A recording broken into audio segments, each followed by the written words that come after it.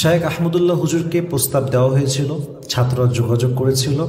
দেখুন, মানুষ যখন বড় মনের মানুষ হয়, যখন উদার হয় মানুষ, তখন তারা বড় একটা প্রস্তাব পাওয়ার পরেও নিজেকে ছোট মনে করে বিনয়ের সাথে সেই দায়িত্ব, সেই সম্মানের জায়গায় সে মানুষ আরেক মানুষকে দেওয়ার চেষ্টা করে। ঠিক কিনা বলেন যুবক ভাইরা? মাথায় রাখবেন, নেতা যে হয়, যে সত্যিকার অর্থেই বড় মানুষ হয়, বড় মনের মানুষ হয়, সে তার নিজের সম্মানও বোঝে এবং সে মানুষকে সম্মান দিতেও জানে। ঠিক কিনা বলেন যুবক ভাইরা? শেখ আহমদুল্লাহ হুজুরকে আমি থ্যাঙ্কস দেই যে উনি একটা বড় উদারতার প্রমাণ দিয়েছেন। মাশাআল্লাহ, ওনার কাছে প্রস্তাব আসার পরেও উনি ভিন্ন ভিন্ন আলেমদের নাম উল্লেখ করেছেন এবং সর্বশেষ আমরা জানতে পেরেছি ডক্টর মেবি আফম খালেদ সাহেব ওনার নাম। উনি আমাদের এই যে উপদেষ্টা রয়েছে তার মাঝে ওনার নামও একটা আছে। আলহামদুলিল্লাহ পড়েন সবাই। উনি একজন ভালো আলেম, বিজ্ঞ আলেম। উনি একজন এমন আলেম যে আলেম আহলে সুন্নাত ওয়াল জামাতের আকীদায় বিশ্বাসী।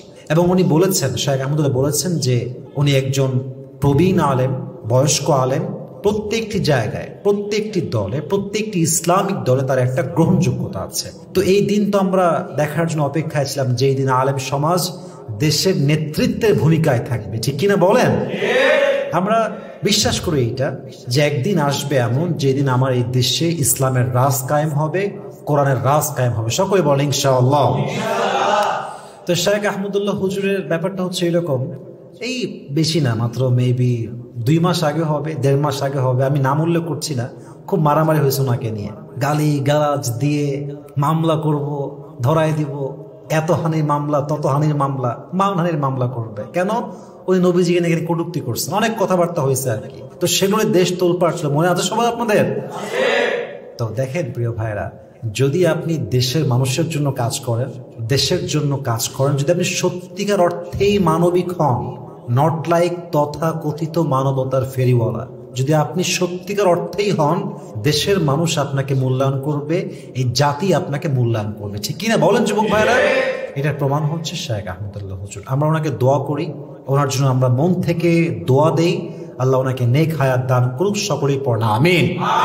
এবং দেখেন, আলেম সমাজ যদি অ্যাক্টিভ থাকে প্রত্যেকটি কাজে, দেশের কাজে, দশের কাজে, সমাজের কাজে, রাষ্ট্রের কাজে, জনগণের কাজে, যে কোনো ক্রাইসিসে যদি আমাদের ভূমিকা আমরা নিশ্চিত করতে পারি, এমন একটা সময় আসবে যখন মানুষ আলেমদেরকে প্রত্যেকটা জায়গায় তাদের নেতৃত্ব চাবে। ঠিক কিনা বলেন যুবক ভাইয়েরা?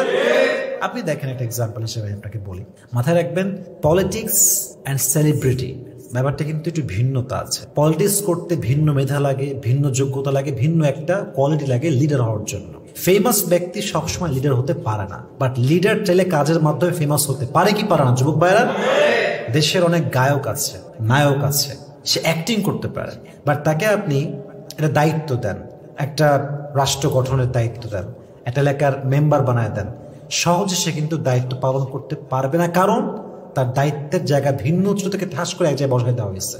তো ব্যাপারটা হচ্ছে এরকম, আপনি সবসময় মাথায় রাখবেন, আপনি চাই সেলিব্রিটি হন কিংবা লিডার হন, আপনার মাথায় সবসময় চিন্তা থাকবে দেশে যে কোনো ক্রাইসিস আসলে আমার যে সামর্থ্য আল্লাহ আমাকে দিয়েছে সেটা দিয়ে আমি আমার সর্বোচ্চ কাজ করেই দেখাবো। বলেন ইনশাআল্লাহ। তো উনি দেখিয়েছেন বিভিন্ন ক্রাইসিসে, যেমন আমরা দেখেছি সিলেটে বন্যা হয়েছে, উনি কোটি কোটি টাকা মানুষের থেকে নিয়ে জাস্ট ওই জায়গাটাকে কি করার জন্য, রিকভার করার জন্য, ঠিক করার জন্য। তো প্রত্যেক আলেম যদি অ্যাক্টিভ হয় মিডিয়াতে, সামাজিক কাজে, রাষ্ট্রীয় কাজে, আমার বিশ্বাস আগামী ভবিষ্যৎ উজ্জ্বল হবে, দেশ উজ্জ্বল হবে, দেশের মাটি সুন্দর হবে, মানুষ সুন্দর হবে, সমাজ সুন্দর হবে, রাষ্ট্র সুন্দর হবে, শিক্ষা সুন্দর হবে, এদেশের যুব সমাজ ঠিক হবে। ঠিক কিনা বলে?